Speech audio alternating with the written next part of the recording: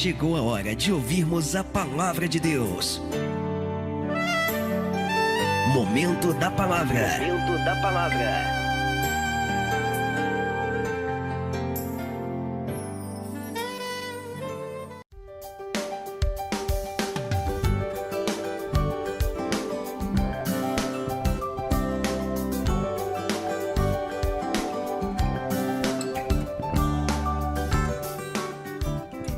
Marcos 1,16.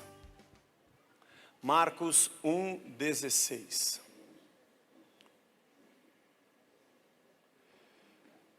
Hoje nós vamos falar sobre seguir o rei. Nós vamos seguir o rei.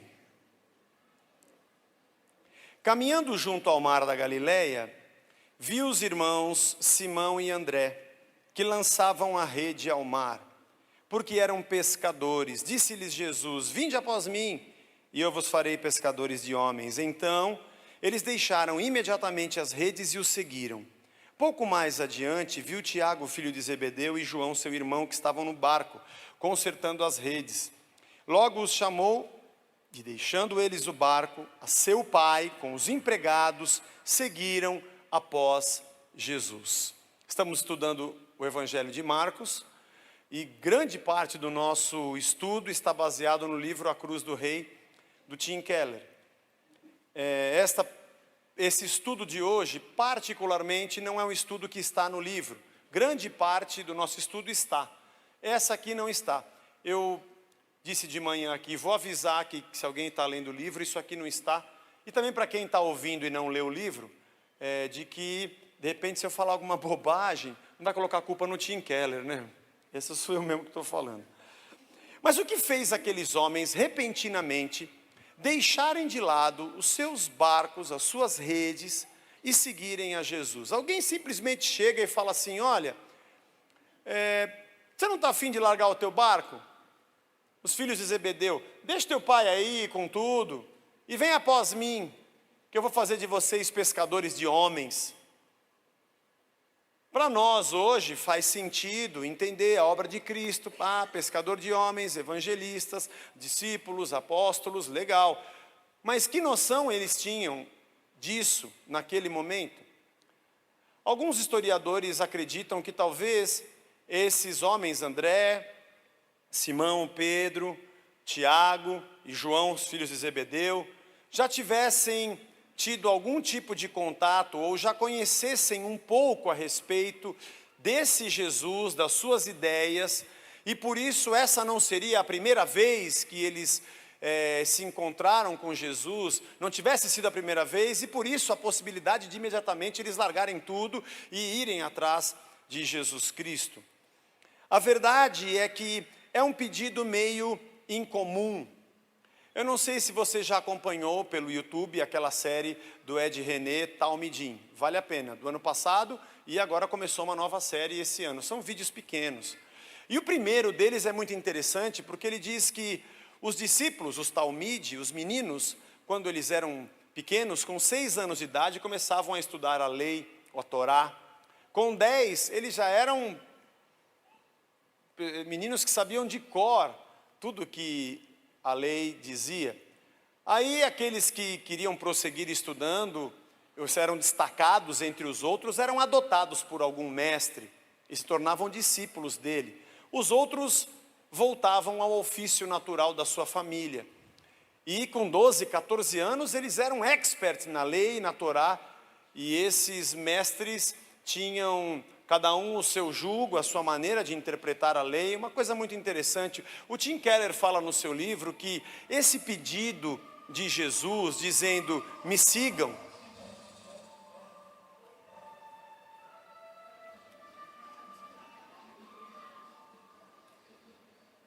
você percebeu que essas músicas, todas elas têm tchum, tchá, tchá, tchum? Como fazer um funk hoje? Começa com tchum, tchá, tchá, tchum, tchum, tchá. Aí o cara passa na frente da nossa casa, está dormindo, tipo 2 da manhã, e parece que o Fusca dele está dentro do seu quarto, né? Prosseguindo. Não era muito comum o mestre chamar os meninos Geralmente os meninos escolhiam qual rabi eles iriam seguir. Jesus passa e diz: venham e me sigam e farei de vocês pescadores de homens. Não era um pedido muito comum, e ainda mais que eles já não eram mais meninos. Era um pedido incomum, eles foram atraídos por aquilo que Cristo representava, eram pescadores e conheciam a lei. Se alguém dissesse: Jesus é o Filho de Deus, siga-o. Tá, eu posso até seguir, mas eu já conheço a Deus. Legal conhecer o Filho dele. Mas eu conheço a Deus, conheço a tradição, conheço a lei. Eu sei o que eu preciso fazer, as horas que eu tenho que ir no templo, na hora terceira, hora sexta, hora nona, que tenho que fazer as orações. Eu sei as épocas de festa, os dias que eu tenho que estar ali, oferecer o sacrifício anualmente, as primícias. Eu tenho já conhecimento da nossa vida religiosa judaica, eu conheço Deus. Mas eles foram convidados a seguir a Jesus, e seguir a Jesus era sinônimo de um abandono. Eles não sabiam bem disso, mas era. Jesus era muito diferente da religião que eles estavam acostumados a seguir e a crer. A quem nós seguimos?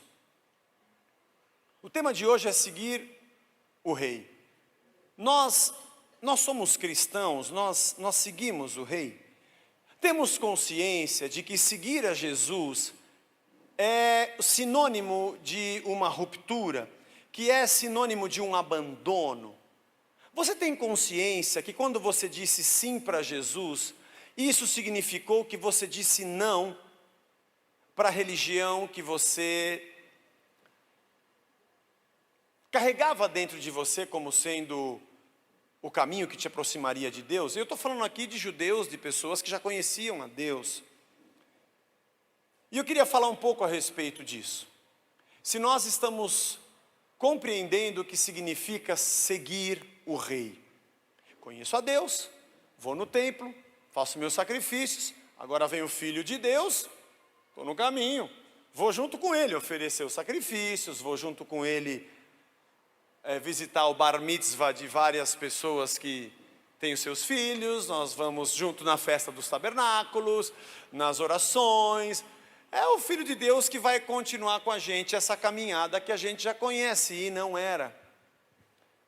Jesus era uma mudança radical na compreensão e na fé, o caminho que eles trilhariam, não mais religiosamente, talvez no pior sentido da palavra, mas agora com sinceridade de coração, num profundo conhecimento de quem seria o seu Deus. Eu separei aqui alguns textos para a gente conversar a respeito de seguir a Jesus.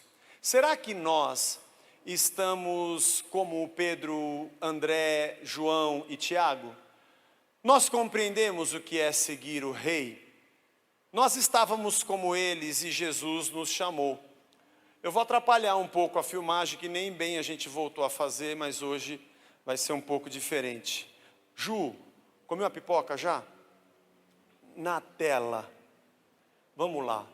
A quem você escolhe seguir? Imagina que você está num barco e aí então Jesus, ele diz para você: vem e me siga. Já pensou? Ele já falou isso para você?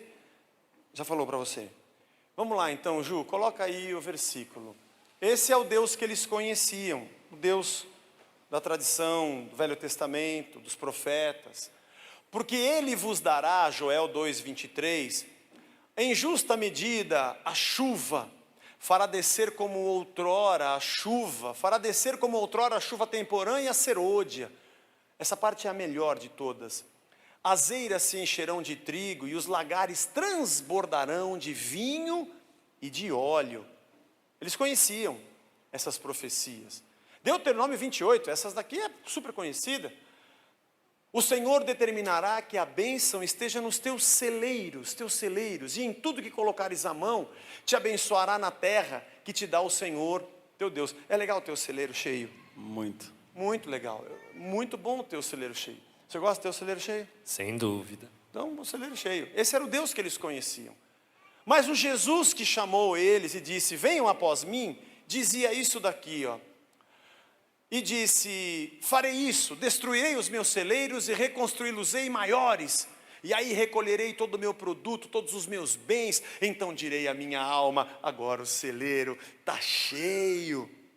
Tens depósito, muitos bens para muitos anos. Descansa, come, bebe, regala-te. Aí Jesus disse: que ten louco? Estás parvo? Essa noite pedirão a tua alma, e o que tens preparado para quem será? Assim é o que entesoura as riquezas para si mesmo e não é rico para Deus. Você alguma vez parou para pensar que a Bíblia parece que se contradiz? É o mesmo Deus?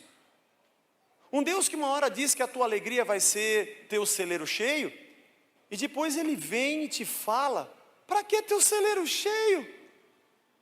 Daqui a pouco você fecha o paletó de madeira e vai ficar tudo aí. Mas tem mais, vamos pegar um outro texto. Deuteronômio 28:7. O Senhor fará que sejam derrotados na tua presença os inimigos. Quem é corintiano aqui? Tadeu. Não, Tadeu. Não, vamos pegar um outro aqui. Essa parte é boa, porque fala dos inimigos. O Senhor fará que sejam derrotados diante da tua presença os inimigos que se levantarem contra ti. Essa parte. Por um caminho sairão contra ti, mas por 7 caminhos fugirão da tua presença. Olha que louco. Deus disse que vai acabar com os teus inimigos, vão sair correndo. Olha o pensamento de Davi, olha o sentimento que Davi tinha. Persegui meus inimigos e os derrotei.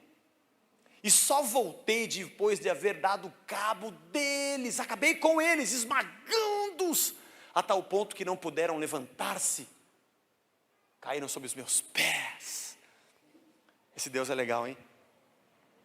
Não, você está no trabalho, o teu chefe te enche a paciência, você pega esse versículo e faz o quê? Lembra daquele negócio que o pai fala assim: pai, não esqueça a minha calói. Você está bem? Está bom, tudo bem. Não esqueça a minha calói. Você pega um versículo desse e fica colocando embaixo do prato, na mesa do cara, onde ele senta. Deus manda ele para o inferno rápido.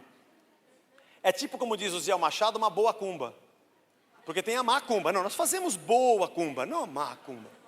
Porque Deus ia acabar com os inimigos, e nós temos que acabar com os inimigos. Mas aí Jesus, esse era o Deus que Pedro, João, Tiago, André conheciam, esses textos. Mas aí o Jesus que chamou eles para andar e pescar homens dizia outra coisa. Vai lá, Ju. Ouvistes o que foi dito: amarás o teu próximo e odiarás o teu inimigo. Eu, porém, vos digo: amai os vossos inimigos. Oh, Jesus, eu vou ter que fazer isso? Sim.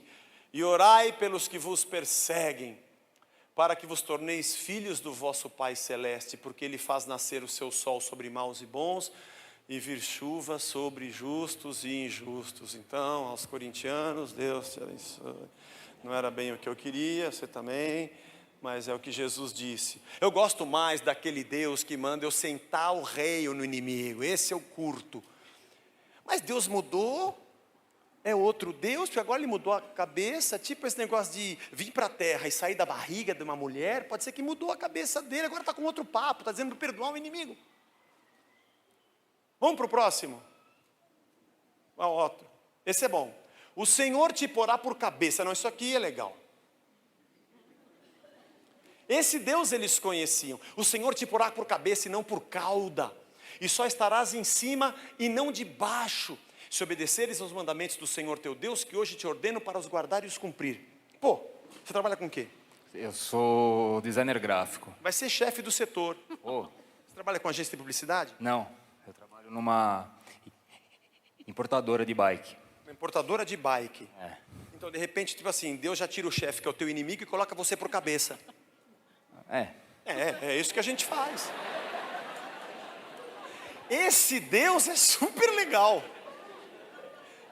É claro, mediante, obviamente, nossas campanhas de oração, mas Deus faria isso, porque um Deus que chega e fala: pô, vou acabar com o teu inimigo, vou te levar... Pô, esse é o Deus que talvez eles conhecessem com essas promessas, mas aí Jesus que falou: deixa a rede e vem andar comigo, já pensava diferente. Ele fala o seguinte, tendo eles partido para Cafarnaum, estando ele em casa, interrogou os discípulos: De que é que discorríeis pelo caminho? Tipo assim, que eles estavam conversando pelo caminho, mas eles guardaram silêncio, porque pelo caminho eles estavam discutindo entre si quem era o cabeça, quem era o maior. E Jesus, assentando-se, chamou os 12 e lhes disse: se alguém quer ser o primeiro, vai ter que ser o último e servo de todos, porque no reino de Deus o maior tem que ser menor. É louco, hein?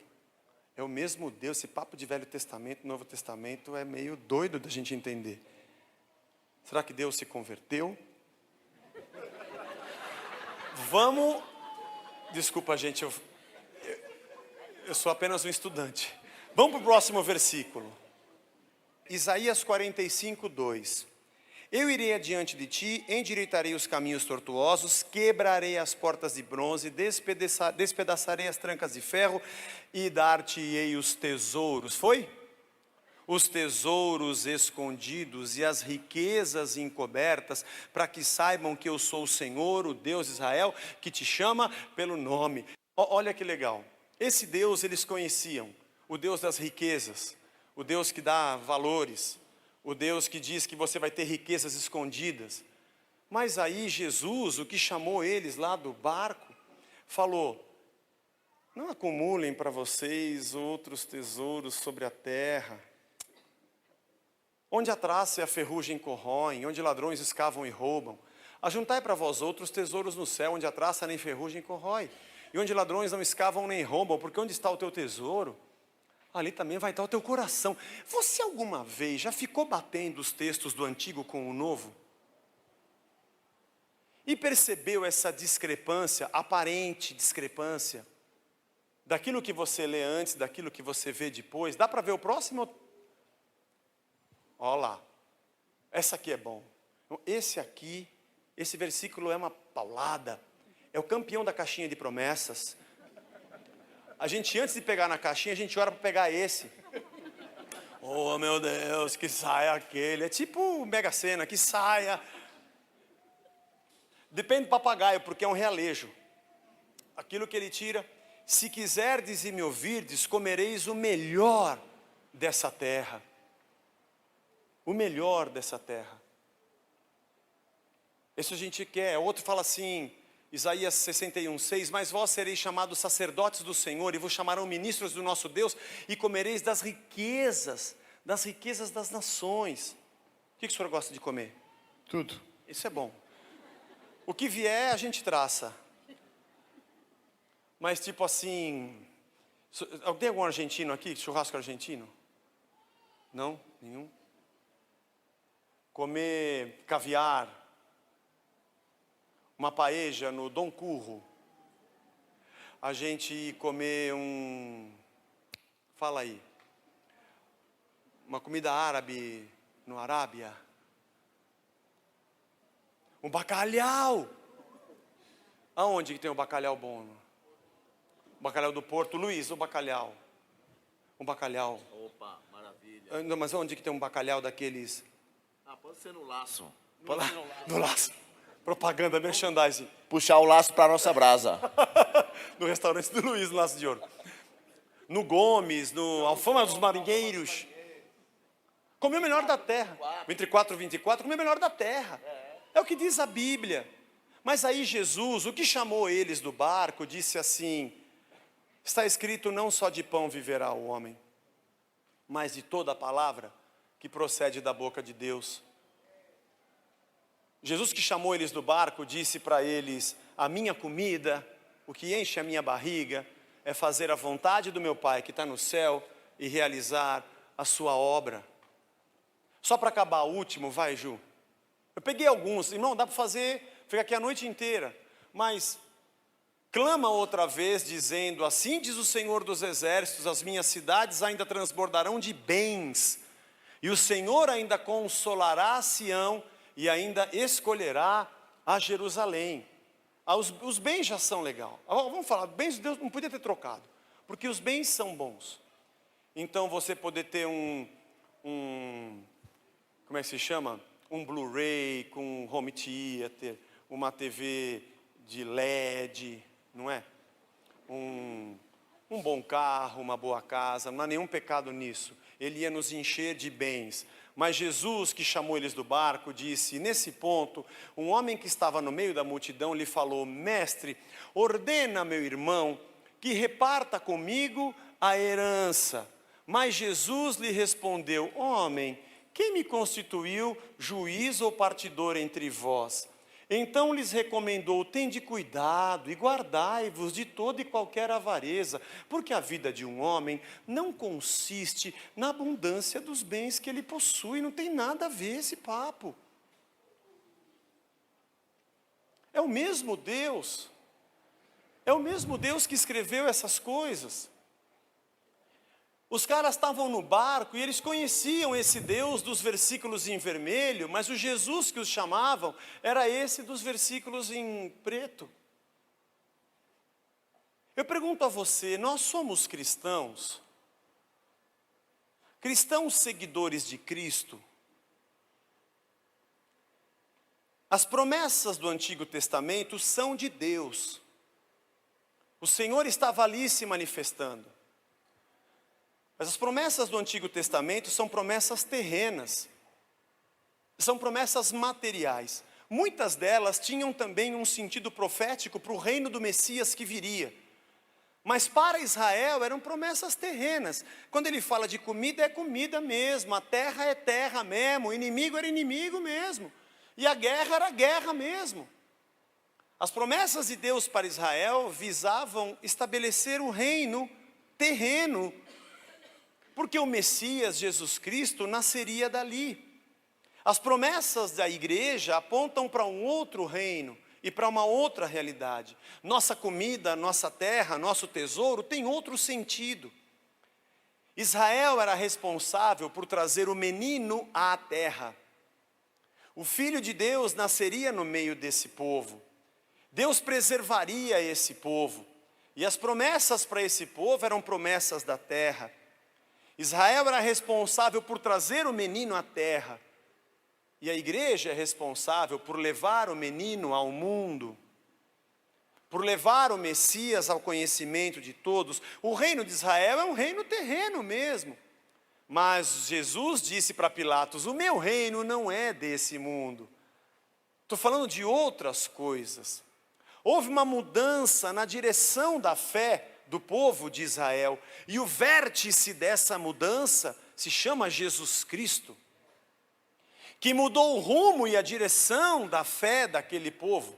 Era um movimento de renovação e transformação completo para a religião judaica.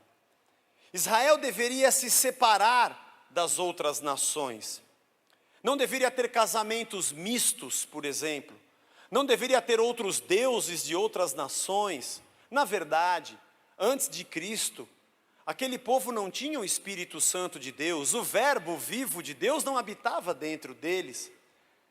Não havia o discernimento, não havia o entendimento das manifestações de Deus e o que eram falsos deuses. A única maneira de manter aquele povo íntegro, imagine, quantos Josés e quantas Marias foram necessárias, preservados para Deus, para que o menino nascesse daquele povo.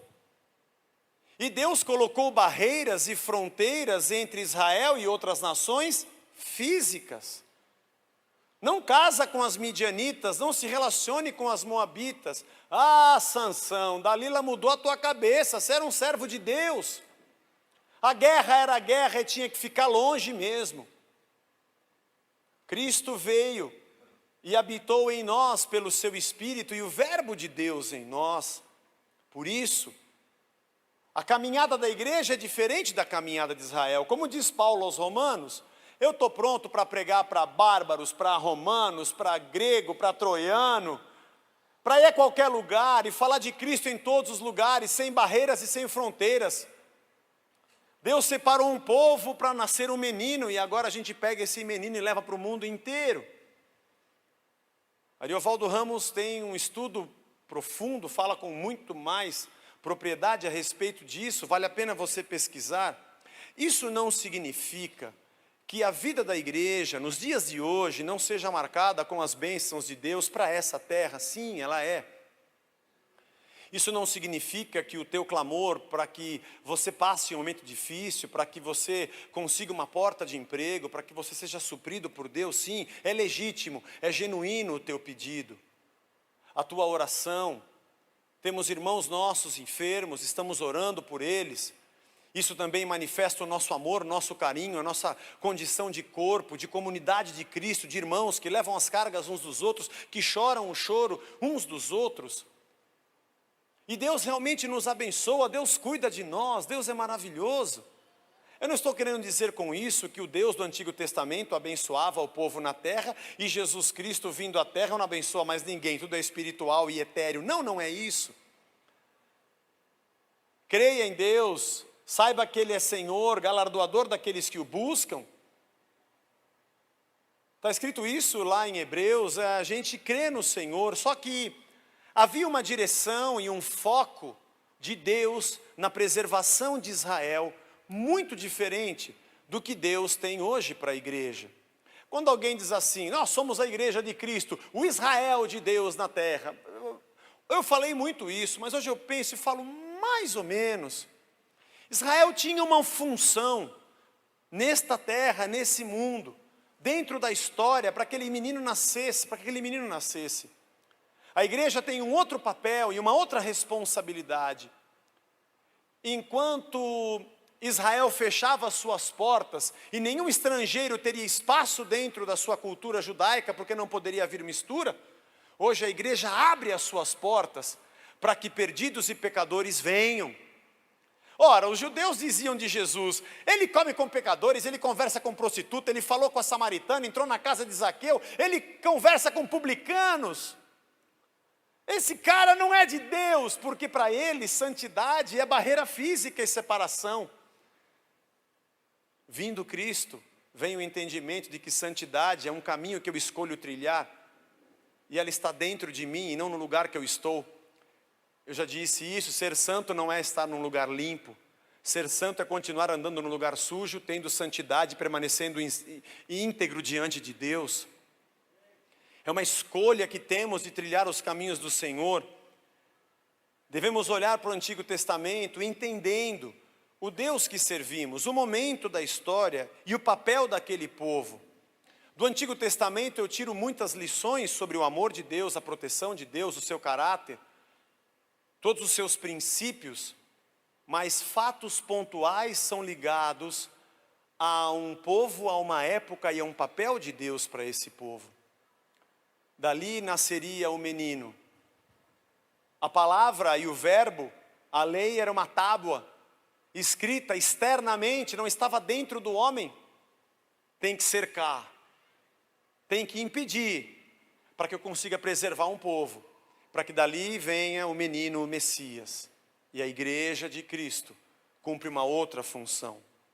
Às vezes nós pensamos nestes versos, e nos esquecemos em que lugar nós estamos.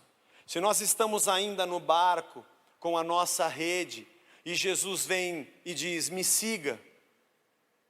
E eu quero então seguir a Jesus Cristo, mas para isso eu tenho que deixar para trás a segurança, ou a pseudo-segurança, de uma religião que trabalha muito mais as minhas alegrias por frutos materiais, do que a transformação do meu caráter, para que eu possa impactar o mundo. O evangelho que cria mais pessoas pedantes, orgulhosas, mesquinhas, competitivas e que trazem ordens sobre Deus, é exatamente esse, que se baseia num momento do Antigo Testamento onde as promessas eram apenas terrenas, não que não tenhamos bênçãos terrenas hoje, mas não consegue olhar toda a transformação do caráter que Jesus Cristo promoveu para nós. Em Gálatas 4:1, Paulo diz assim, olha que interessante a comparação que ele faz. Digo, pois, que durante o tempo em que o herdeiro é menor de idade, ele não difere em nada do escravo, posto que ele é senhor de tudo, ele é dono das propriedades, mas está sob tutores e curadores, até o tempo predeterminado pelo pai. Ele é herdeiro, faleceu todo mundo, mas ele é menor de idade. Ele é dono de tudo, mas ele não pode usufruir de nada. Tutores, tios, avós, pessoas têm que responder por ele, porque ele é menor. Assim também nós, quando éramos menores, estávamos servilmente sujeitos aos rudimentos do mundo. Vindo, porém, à plenitude do tempo, Deus enviou seu Filho, nascido de mulher, nascido sob a lei, para resgatar os que estavam sob a lei, a fim de que recebêssemos a adoção de filhos, e porque vós sois filhos, Deus enviou ao vosso coração o Espírito do seu Filho, que clama, Abba, Pai, de sorte que já não és escravo, porém filho, e sendo filho também herdeiro de Deus. O tempo em que nós não conhecíamos a Cristo, nós tínhamos a vida que Deus planejou para nós, mas nós não conhecíamos, vivíamos sob a lei. Aquele povo, Pedro, Tiago, André, João, viviam sob a lei. O chamado de Cristo os retirou e os removeu para uma outra caminhada, para uma outra direção. Isso se chama cristianismo. Você pode ter uma religião com vários deuses. Você pode ter religiões com deuses que são figuras humanas.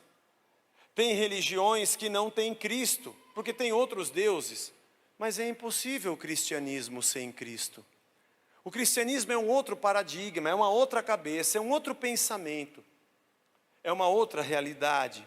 Romanos capítulo 10, verso 4, Cristo diz, ou melhor, Paulo diz, porque o fim da lei é Cristo, para a justiça de todo aquele que crê. A palavra telos, que é fim da lei, tem os dois sentidos. O fim de término, acabou a lei, agora é Cristo. E também objetivo, ela significa a finalidade da lei, é Cristo. Tudo aponta para Jesus Cristo. Por isso, meu irmão, seguir a Cristo é viver num outro reino. É isso que eu penso da Casa da Rocha. Eu nunca vou pegar promessas de Israel e dizer para você orar, porque o inimigo que Josué tinha e que Davi tinha é o gerente do seu banco e Deus vai acabar com ele. Eu não vou mais dizer isso, nunca mais na minha vida. Eu posso dizer a você que o teu Deus é um Deus que te faz superar dificuldades, como fez naquela época. Mas eu não posso pegar de uma época onde um povo recebia apenas direções materiais e querer transportar isso para você. Aonde ficaria o teu amor? Aonde ficaria o sacrifício de Cristo que também quer salvar o teu gerente? Aonde ficaria o amor de Deus que deseja a salvação para todos? E vou dizer porque Ele faria isso por você e não pelo seu gerente, por exemplo. Tem uma história engraçada de um pastor que veio voltando para casa, uma música americana antiga, tradicional. O pastor voltando para casa com seus botões, reclamando da vida, resmungando das dificuldades, pregador, conhecedor da palavra. De repente aparece um urso, o cara sai correndo e sobe na árvore, porque o urso vem para comê-lo. E ele fica ali pedindo, Deus, afasta esse urso, eu não sei o que eu faço, ele está lá embaixo. E o urso não vai embora, chega uma hora que ele fica bravo e fala, Senhor, tudo bem. Se o Senhor não vai ouvir a minha oração, só te peço uma coisa, não ouça a oração do urso.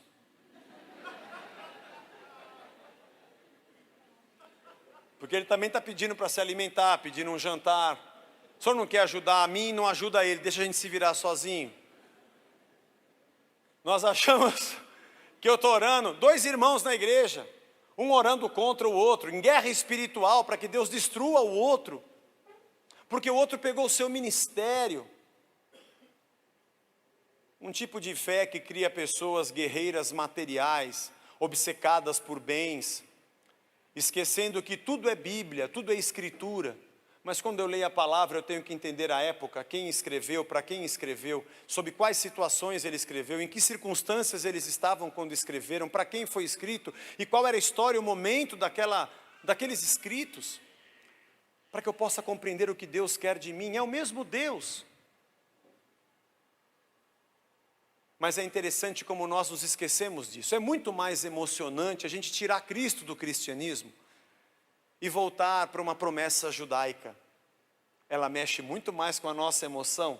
É muito mais legal dizer para você que você vai comer o melhor da terra do que dizer para você que a tua comida é fazer a vontade do Pai que está no céu. Ah, tá bom, obrigado, Zé. Mas se eu falar que você vai comer o melhor da terra, você vai sair feliz daqui. E eu vou estar falando uma heresia, distorcendo a palavra, e você vai ficar feliz por achar que Deus vai te ouvir, e a gente faz de conta que é a igreja, e Deus faz de conta que vai nos salvar.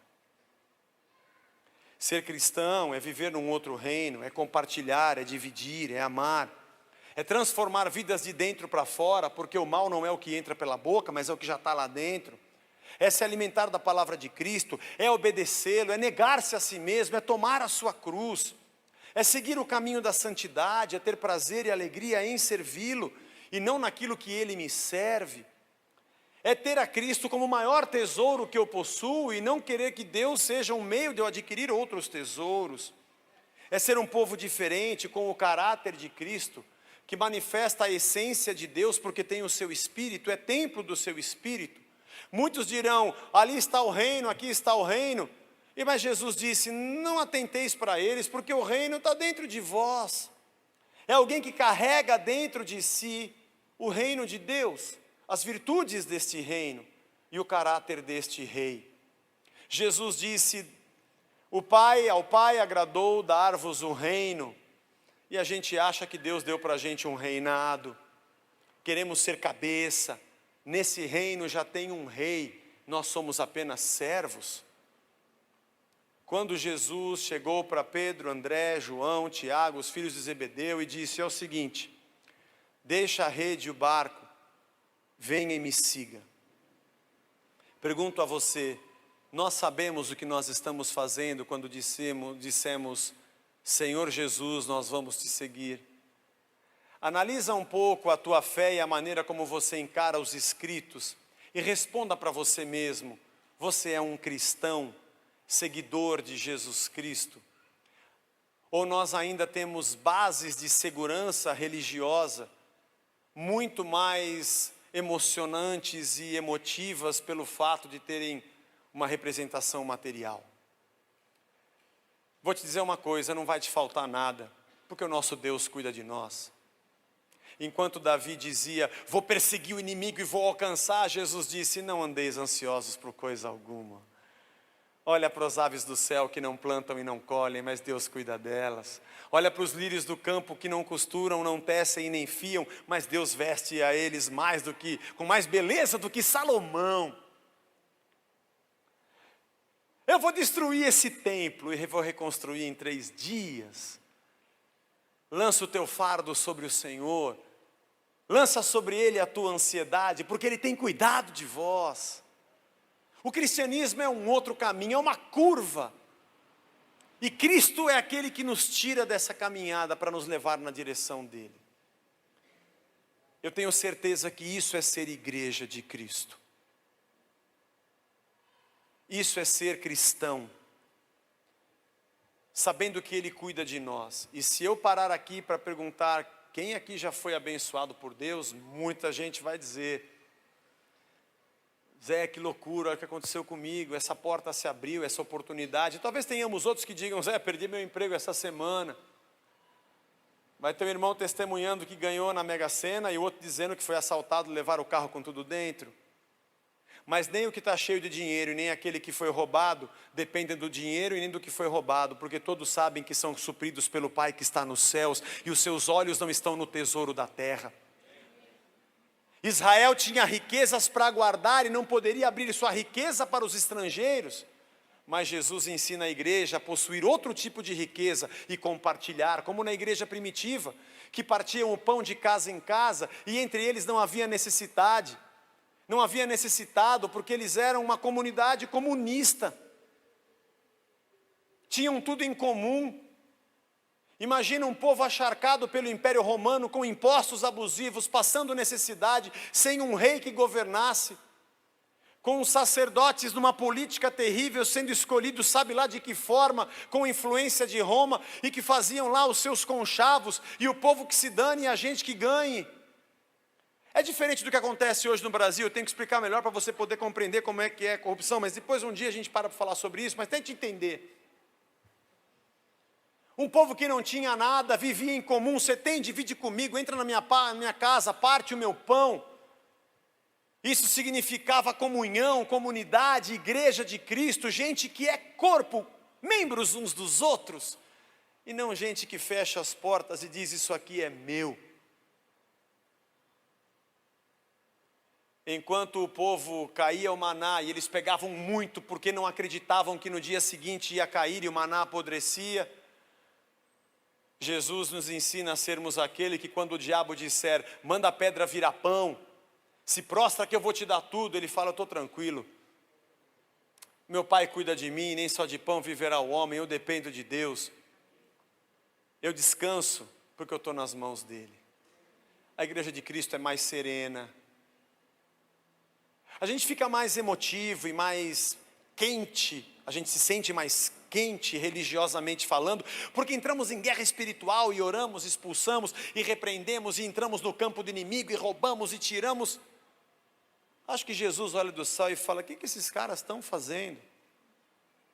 Ao invés de você entrar no campo do inimigo e tirar a capa dele, eu estou ensinando você a dar a outra face, andar com ele mais uma milha. Tira a tua capa e dá para ele. Isso é ser cristão. Jesus passou e disse para André e Simão: vinde após mim e vos farei pescadores de homens. Depois para João e Tiago, filhos de Zebedeu: largue isso aí e vem andar comigo. E eles fizeram uma loucura. Deus nos abençoe a fazermos a mesma.